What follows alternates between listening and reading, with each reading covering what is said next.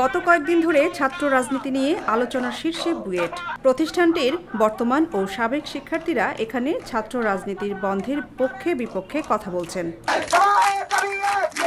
এবার বুয়েট ছাত্র রাজনীতি নিষিদ্ধের পক্ষে আন্দোলনরত শিক্ষার্থীদের সঙ্গে একত্রতা ঘোষণা করলেন জনপ্রিয় অভিনেত্রী অপি করিম। আজ বৃহস্পতিবার এ বিষয়ে অপি করিম তার ভেরিফাইড ফেসবুক পেজে একটি পোস্ট দেন। পোস্টে তিনি লেখেন, বুয়েটের একজন সাবেক শিক্ষার্থী এবং অ্যালামনাই হিসেবে তিনি বুয়েটে সকল প্রকার ছাত্র রাজনীতি নিষিদ্ধের পক্ষে।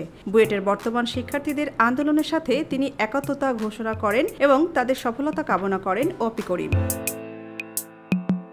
সোনিয়া খান, খবর সংযোগ।